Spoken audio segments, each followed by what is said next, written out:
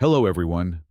Before today's story begins, we'd like to share a quick message. YouTube recently removed our monetization, cutting off our income. If you enjoy this story, we humbly ask for just $1 to help pay our staff so they can make a living and keep creating for you. Thank you for saving us now. Let's begin the story. I am Xylar, High Tactician of the Draconian Sept, a race wrapped in natural steel scales and born with warfare carved deeply into our genetic code.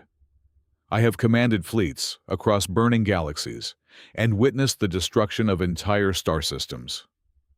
Yet, currently, I found myself lounging on the luxurious observation deck of the Aegis Prime, the Galactic Council's flagship diplomatic superyacht. Today was supposed to be a day of mundane cultural exchange, highlighted by a friendly martial exhibition. Instead, I was about to witness a fundamental violation of physical logic that would forever alter my perception of the universe. The grand arena of the Aegis Prime was bathed in the harsh, artificial glow of overhead luminal projectors. The air hummed with the excited chatter of 100 different alien species. On one side of the reinforced fighting ring stood a Korvath gladiator. The beast was a terrifying mountain of crimson muscle, measuring precisely 3 meters tall. He was equipped with 4 massive arms, each thick enough to crush a titanium hull breach door. Across from him stood the Terran representative. His name was Dixon Brock, a simple Earth pilot. Brock was noticeably lacking in anything resembling basic survival gear. He wore no power armor, carried no plasma weapons, and possessed no kinetic shielding. He stood there in loose-fitting fabric pants and a tight, sleeveless shirt, exposing soft, pink, unarmored skin to the chilled air of the arena.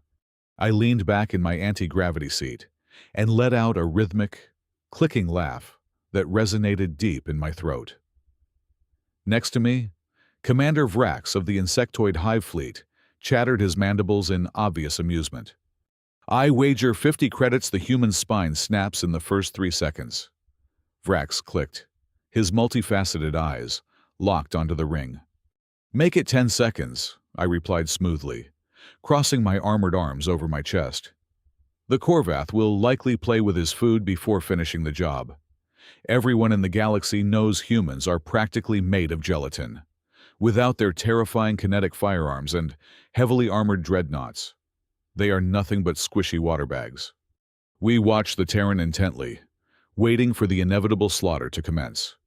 The starting chime echoed sharply across the arena. The Korvath did exactly what his brutal biology dictated. He roared, releasing a deafening sound that shook the crystalline drinking glasses in the premium viewing boxes, and charged forward like a runaway heavy siege tank. Every heavy step pounded against the deck plates, vibrating through the soles of my boots. 4 massive fists drew back, ready to turn the Terran pilot into a shapeless smear of biological matter on the floor. Brock did not run. He did not activate a concealed teleportation matrix. He simply lowered his stance, firmly planted his feet, and exhaled slowly. What happened next defied every principle of standard brute force combat I had ever studied in the military academies. As the 3-meter giant descended upon him, Brock stepped fluidly off the direct line of attack. He did not attempt to block the incoming force. He welcomed it. Using core principles from ancient Terran disciplines, known as Aikido and Judo, the pilot reached out and seized the Korvath's leading thick wrist. Brock pivoted his hips precisely, dropping his own center of gravity far below the giant's waist. He essentially turned his own fragile skeletal structure into an unbreakable fulcrum. The Korvath's immense forward momentum, previously a devastating offensive advantage, was instantly weaponized against him. Brock pulled violently downward while driving his hips upward, applying perfect physical leverage. The giant's mass, hurtling forward at terrifying speed, was cleanly and effortlessly redirected. The 3-meter gladiator flew through the air in a massive, uncontrolled arc. The impact of his colossal body Hitting the reinforced combat mat sent a heavy shockwave rippling through the arena seating. Before the Korvath could even process the sudden spatial disorientation, Brock was already moving. The Terran dropped to the mat alongside the stunned giant. With clinical, terrifying efficiency, Brock entangled his legs heavily around the Korvath's upper torso and locked both of the giant's right side arms tightly against his own chest. He arched his back, applying acute, mathematically perfect pressure to the delicate fulcrum of the elbows and shoulders. Two sharp, sickening pops echoed clearly through the sudden quiet of the arena. Brock had hyperextended and completely dislocated two massive joints in the span of a single heartbeat.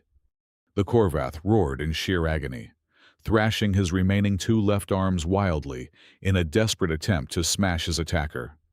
Brock calmly shifted his weight, avoiding the blind strikes by mere millimeters, and drove a single, rigid thumb deep into the soft tissue just beneath the Korvath's jawline. He had pinpointed a critical nerve cluster. The localized pressure was so intense, so neurologically overwhelming, that the giant's eyes immediately rolled back into his skull. The Korvath's massive left hand frantically slapped against the mat over and over, signaling a desperate and unconditional surrender. Brock released his iron grip and stood up smoothly, casually smoothing out his simple fabric shirt. He was not even breathing heavily. The entire bloody confrontation had lasted exactly 8 seconds. The grand arena, previously filled with the noise of tens of thousands of spectators from 100 warring species, descended into a dead, absolute silence. Commander Vrax dropped his beverage, the glass shattering unnoticed on the floor. I stood completely frozen, my steel scales bristling with a sudden, primal dread. In that piercing silence, looking down at the unarmored humans standing over a fallen giant, a horrifying revelation washed over me. I finally understood the Terran evolutionary path. Humans did not view their fragile biological bodies as a weakness that required heavy armor. Through thousands of years of predatory survival on a death world, they had learned to turn their own flesh and bone into a terrifying, precision kinetic weapon. I located Dixon Brock in the aft recovery lounge. He was sitting alone on a cold steel bench, calmly tearing open a vacuum-sealed metallic foil packet. I approached him slowly, my heavy steel scales clinking softly against the polished deck. "Terran," I began, my voice betraying my lingering shock despite my disciplined training. "What you did out there in the arena, it defies basic biomechanical logic. Was it some form of localized gravity manipulation, hidden in your garments? A concealed Mass Effect generator, perhaps? My tactical readouts showed absolutely zero energy signatures." Brock tore a thick chunk off the dense, compressed protein block with his teeth and chewed thoughtfully. "No magic, Xylar. No hidden generators," he replied, his tone remarkably casual for a man who had just dismantled a giant. "Just physics and thousands of years of desperate trial and error." He swallowed hard and looked directly at me. "Earth is a Category 9 death world. Our gravity is heavy. Our weather actively tries to kill us. And almost every natural predator on our planet severely outclassed us in raw physical strength and biological weaponry. We did not have natural armor plating. We did not have venomous fangs or razor-sharp claws. We just had our brains and our fragile bones. So, long before we managed to split the atom or build hyperspace warp drives, we spent millennia figuring out exactly how to break each other apart with our bare hands. You rely entirely on the weapon you hold. Humans, we are the weapon." Before I could fully process the terrifying evolutionary implication of a species that bred itself specifically for close-quarters lethality, the overhead luminal projectors flickered, once, twice. Then, absolute suffocating darkness swallowed the entire lounge. The deep, comforting, ever-present hum of the Aegis Prime's massive matter-antimatter reactors died instantly. The artificial gravity faltered for a fraction of a second, causing my internal organs to lurch violently against my ribcage. The unmistakable, nauseating sensation of a forced, violent drop out of hyperspace washed over both of us. We had been violently yanked out of the faster-than-light transit lane and dumped into a pocket of dead, static space. Secondary emergency lumens engaged a moment later, bathing the long corridor in a harsh, pulsing red glow. Automated warning klaxons began to wail their synthetic, rhythmic screams. I braced myself against the reinforced bulkhead, instinctively waiting for the familiar concussive shockwaves of a heavy boarding torpedo striking the hull, or the tearing, metallic screech of breaching plasma cannons. I waited for the sounds of traditional warfare.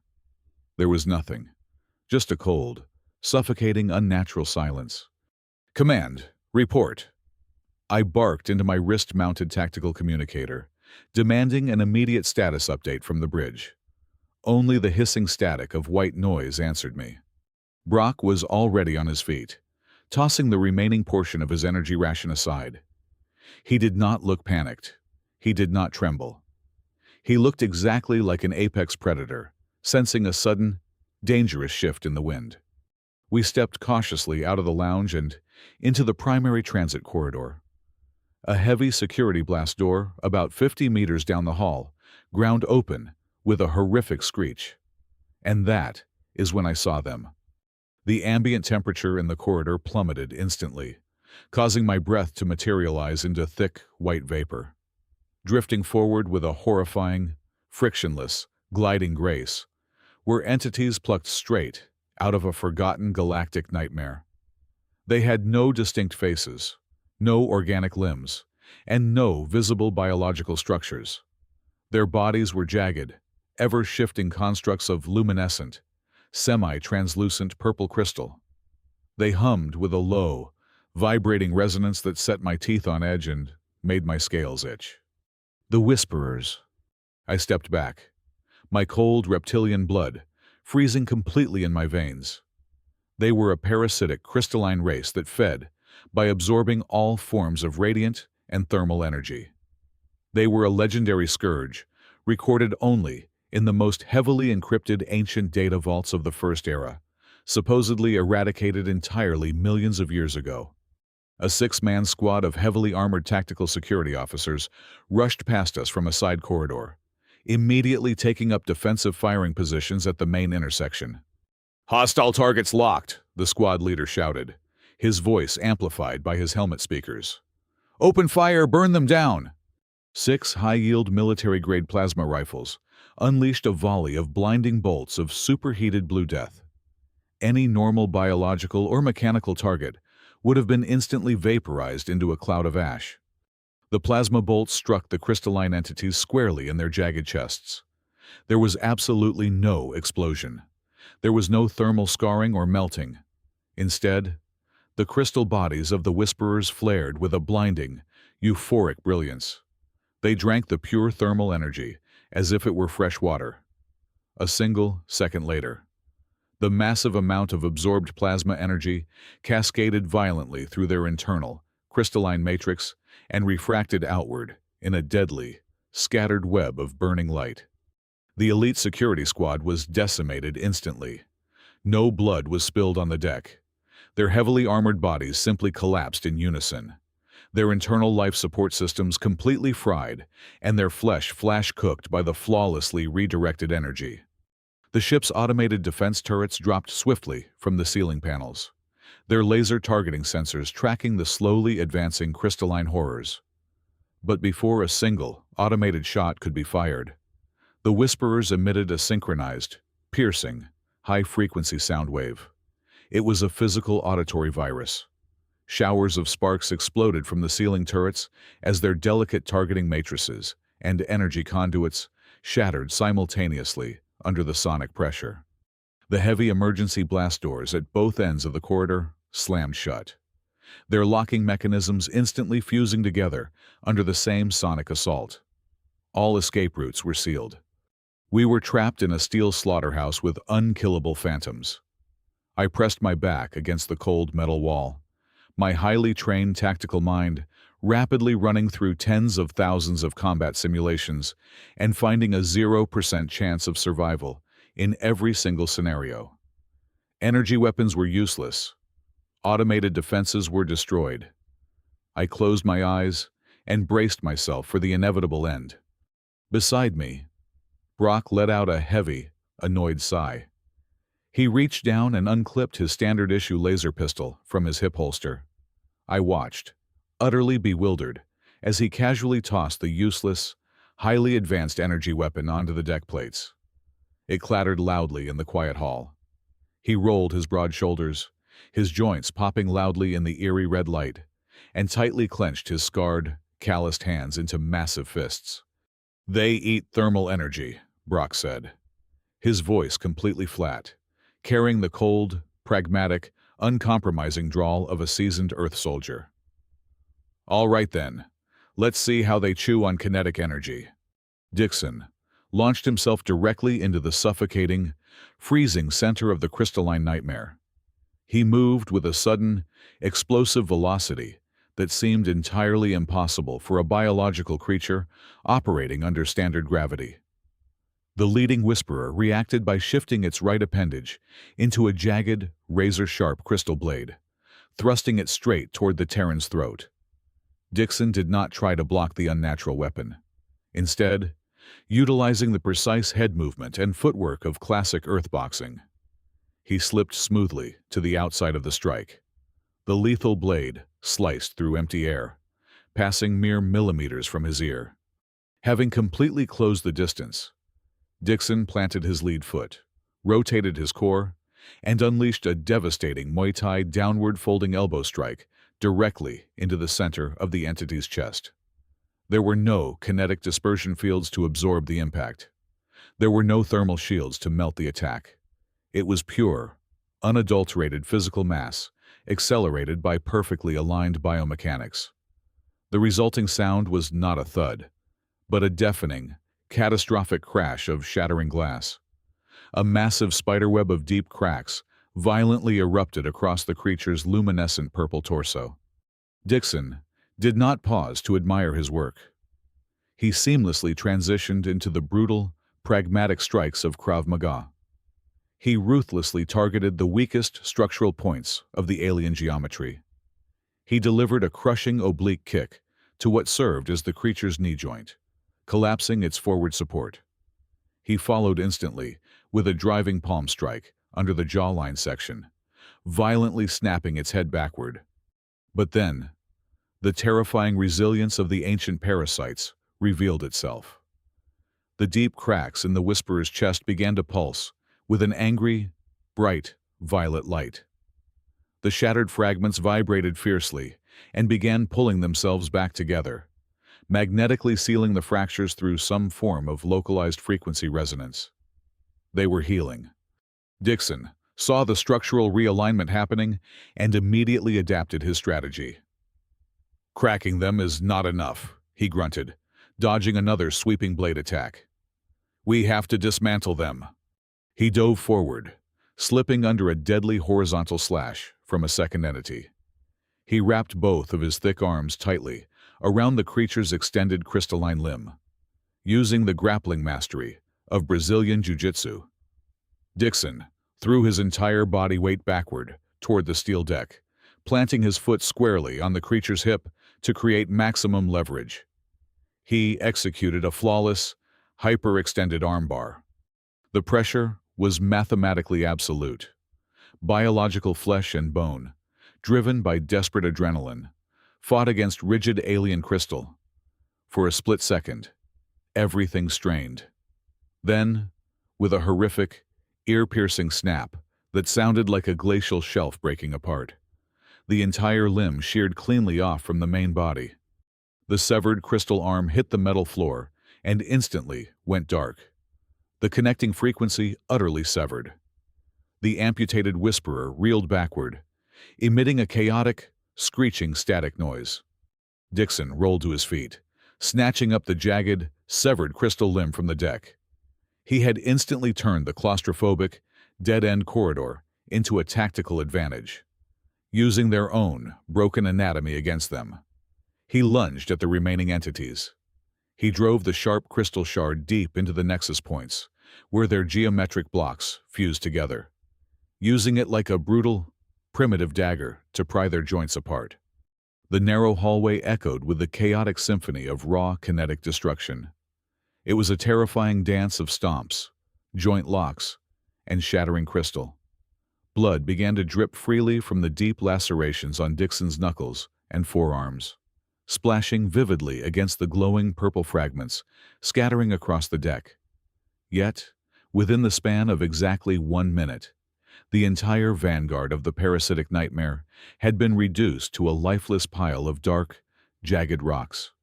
I stood frozen against the bulkhead, my mind struggling to process the profound tactical shock. In a highly advanced universe, where every single species had become entirely dependent on thermal energy, laser optics, and plasma routing, we had rendered ourselves completely defenseless against beings that ate energy. Yet, here was humanity. They possessed ancient, primitive martial arts designed purely to break physical structures apart. In the grand, cosmic irony of existence, the absolute lack of technological reliance made the Terran the perfect, ultimate predator against these energy-immune gods. Dixon dropped his makeshift crystal dagger, breathing heavily as he wiped a smear of red blood from his cheek. "We need eyes," he commanded sharply, breaking me from my stunned paralysis. "Get to that wall terminal." I scrambled toward the emergency security panel, ripping off the maintenance cover with my steel claws.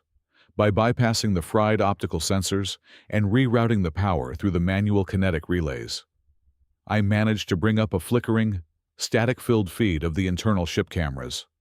What we saw on the small screen chilled me far deeper than the ambient temperature drop of the hallway.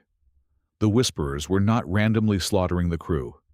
The feeds showed hundreds of them actively bypassing the crew quarters and the armories. They were swarming like a coordinated hive directly toward the grand atrium. "By the ancestors," I whispered in pure terror.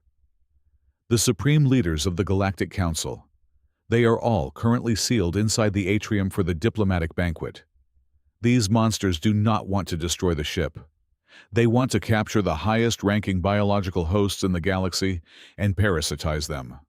As if to confirm my absolute worst fear, the camera feed in the main promenade switched to a massive, towering figure, slowly floating toward the atrium doors. It was easily 4 times the size of a standard Whisperer. Its crystalline structure was not purple, but a blinding, dense obsidian black, pulsing with a terrifying, rhythmic gravitational distortion. "Resonance Prime," I gasped, the ancient mythological name tearing itself from my throat. "The hive mind leader. If it breaches the atrium and begins the parasitic ritual, the entire Galactic Council falls. The galaxy will burn." Dixon stared intensely at the flickering screen, his tactical mind calculating the desperate odds in fractions of a second. "The atrium has only one access corridor," he observed, his voice eerily calm. "A single, narrow bridge over the main cargo bay. A perfect bottleneck." He turned to look at me, his eyes burning with a terrifying, cold resolve. "Here is the plan, Xylar. The artificial gravity is offline because the reactor is dead, but the manual kinetic spin drives in the engine core can be jump-started. You are going to take whatever surviving security forces you can find, crawl through the ventilation shafts, and escort the VIPs out the back service hatches down to that core. Get the gravity drive spinning again." "And what exactly will you be doing?" I demanded, my voice rising in panic. "I am going to the access bridge," Dixon stated flatly. "I am going to plug the hole." "That is tactical suicide," I roared, the scales on my neck flaring in furious protest. "You are one biological entity. You are flesh and blood. You cannot stand against a swarm of hundreds of crystalline monsters, let alone Resonance Prime. They will tear you to pieces." Dixon did not argue. He simply walked over to the shredded remains of a heavy decorative curtain hanging near the blast doors. He gripped the thick fabric and tore off two long, sturdy strips. Slowly, methodically, he began wrapping the rough fabric securely around his battered hands, lacing it between his fingers and bracing his wrists. He pulled the bindings taut, deliberately locking his fists into a steady, unyielding grip to prepare himself for the grueling fight ahead. He finished the grim preparation and looked up at me. He offered a cold, sharp smile that lacked any trace of humor or fear. "I do not need to win, Xyler," the Terran said softly, his voice carrying the immovable weight of a falling mountain. "I just need to make sure they cannot step over my body for 15 minutes. Now go." Dixon Brock stood firmly at the exact center of the narrow access bridge, the sole gateway leading into the opulent expanse of the grand atrium. He was a solitary monument of flesh and bone, defying a creeping tide of crystalline death. The first wave of the glowing, parasitic horrors surged forward, their jagged limbs raised to harvest the biological prize they sensed within. Dixon did not brace for impact. He exploded into motion, initiating a breathtaking, terrifying dance of absolute destruction. He drew upon the collective, violent heritage of his species, weaving together the absolute pinnacle of human martial mastery. A sweeping low kick, delivered with the terrifying velocity of a falling steel beam, sheared the crystalline legs out from under the lead entity. As the creature crashed downward, Dixon seized the momentum of a second leaping whisperer. Executing a flawless, brutal judo throw, he launched the attacker's heavy mass directly into a cluster of three others, sending them all crashing violently against the reinforced glass walls. His body became an engine of kinetic devastation. Knees and elbows struck like pneumatic pistons, specifically targeting the fragile geometric joints, systematically dismantling the alien vanguard piece by piece. Deep beneath the atrium, in the suffocating, claustrophobic darkness of the primary maintenance shafts, I scrambled forward, desperately guiding the trembling supreme leaders of the Galactic Council toward the lower engine core. I clutched a portable security monitor tightly in my scaled hands, my eyes glued to the grainy, red-tinted feed. I watched, completely mesmerized, as the Terran turned the luxurious environment of the atrium into a tactical slaughterhouse. "Keep moving! Do not stop!" I hissed at the High Chancellor, pushing him down the narrow metal tube. But my attention remained chained to the screen. On the monitor, Dixon grabbed a towering whisperer by its jagged throat structure. He roared, his muscles bulging under his torn shirt, and hurled the creature violently into a massive, decorative marble statue of the Council founders.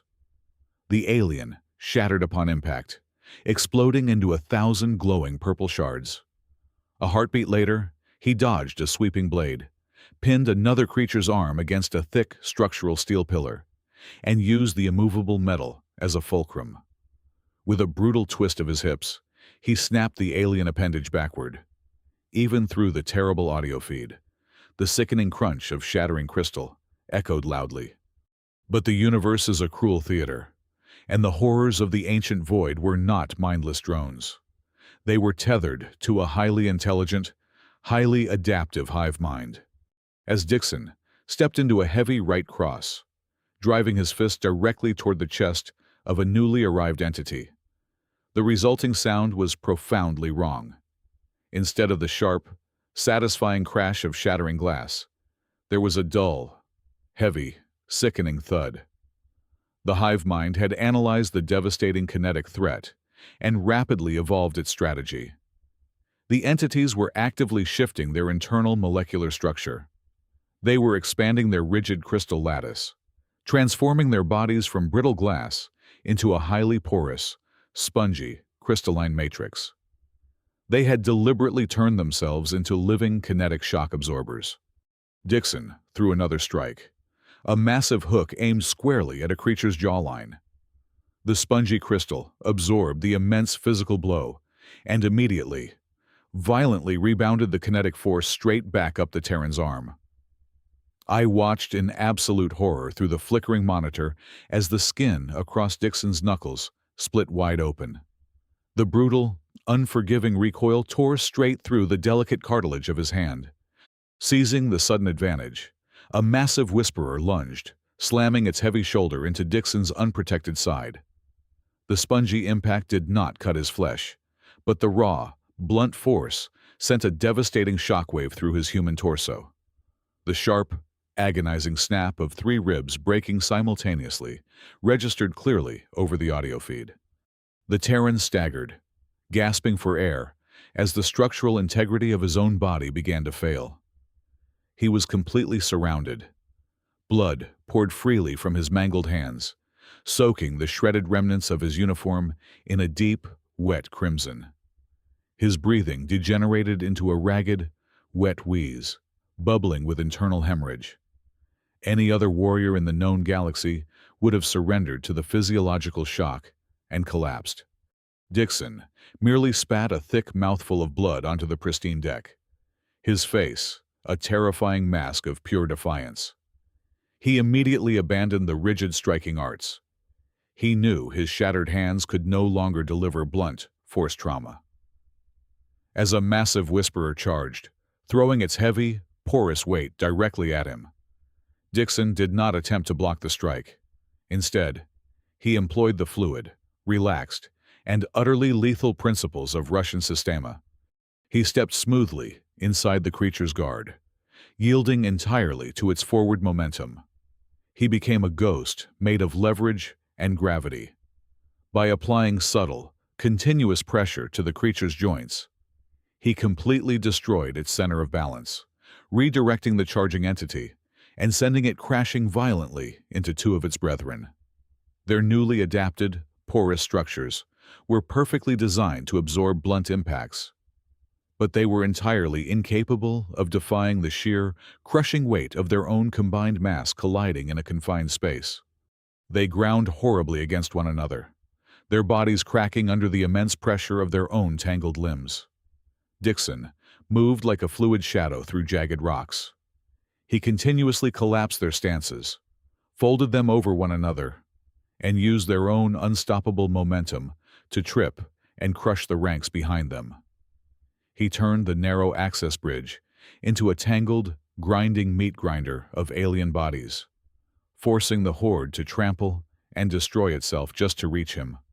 Yet, despite his terrifying martial genius, the human machine was finally reaching its absolute breaking point. His body had taken too much damage. Dixon slowly dropped heavily onto one knee among the scattered, glowing ruins of his enemies. His uniform was completely drenched in blood. His chest heaved violently with every agonizing, ragged breath he fought to take.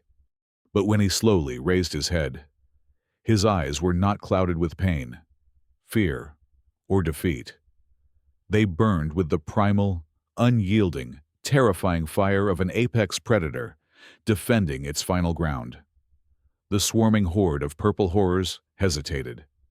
Hundreds of them milled about nervously, just out of his immediate reach, completely incapable of taking a single step past the kneeling, broken human.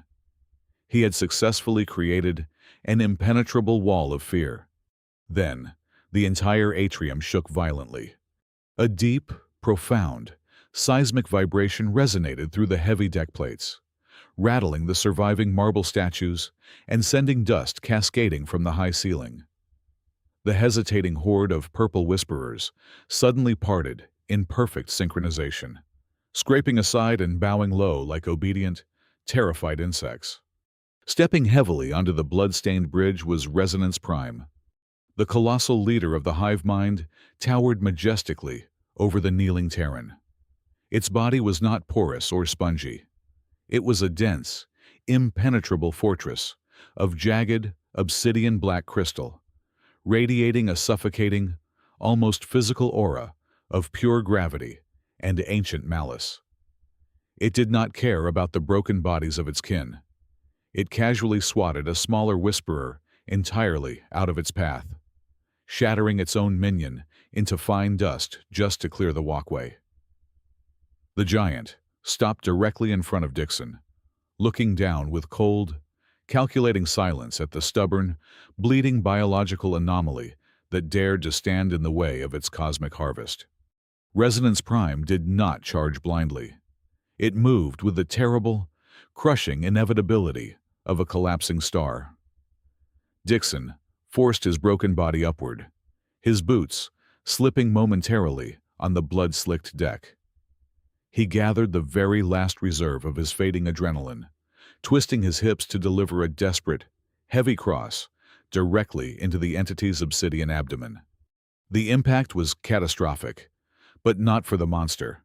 The black crystal was absolutely unyielding.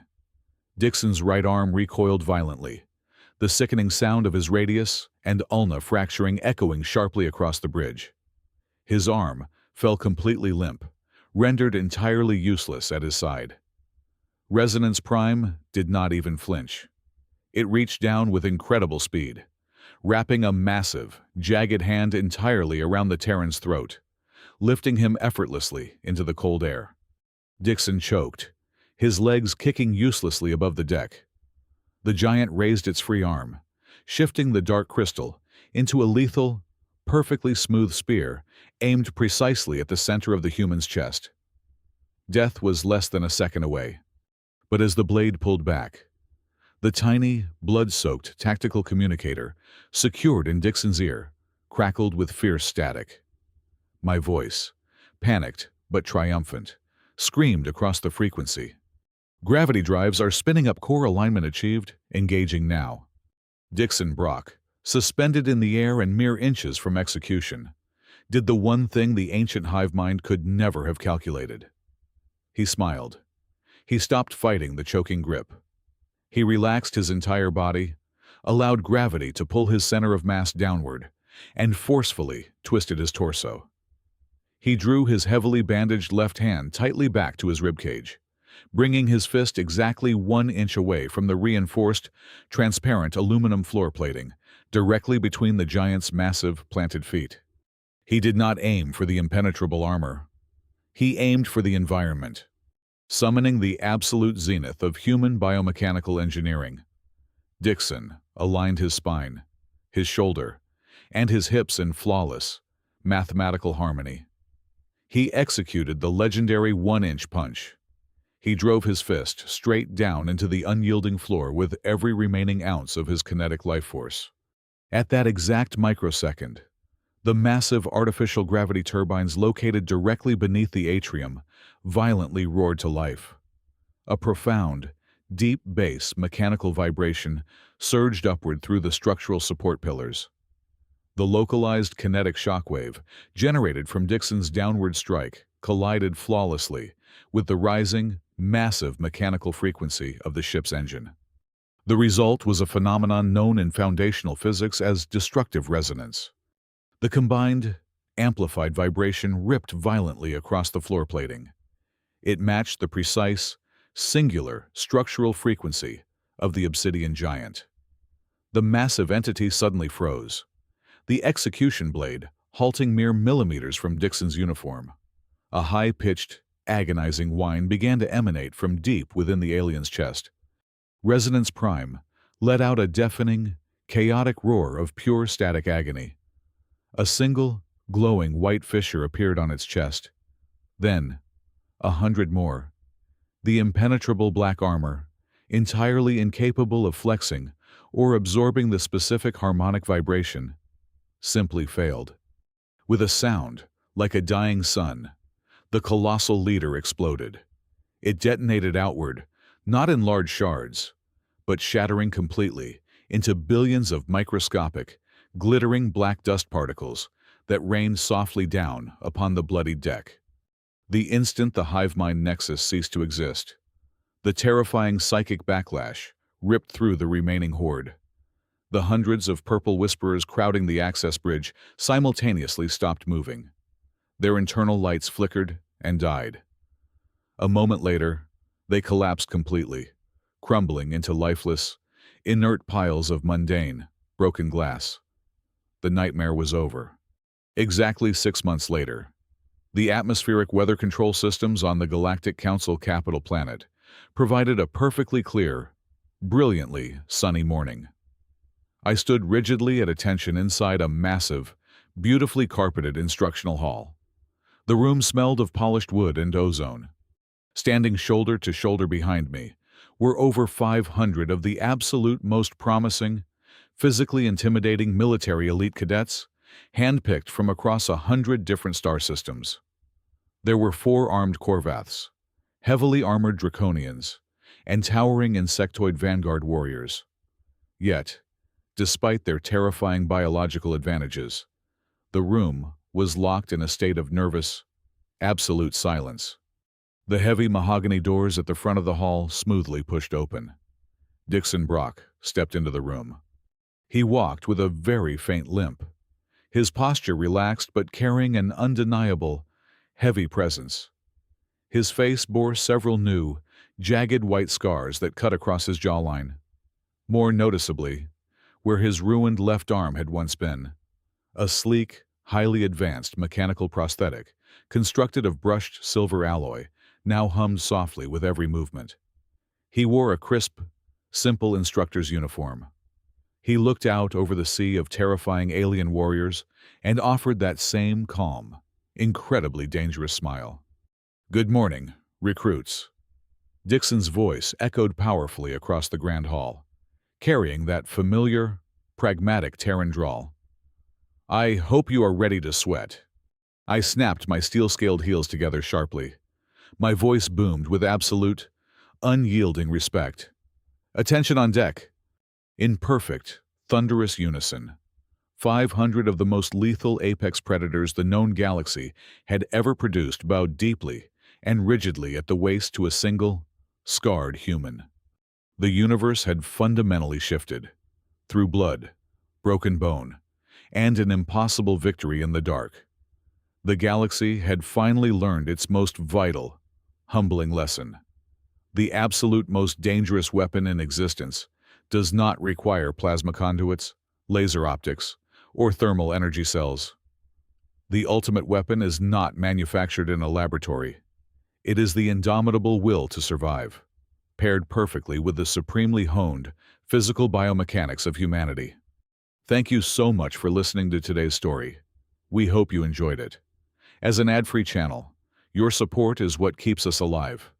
Please support Sci-Fi stories with just $1 via the QR code on the screen, or click the link in the description box or pinned comment. Also, we'd love to connect with you. Please leave a comment telling us which city or state you're listening from. Thank you for standing with us, and see you in the next stories.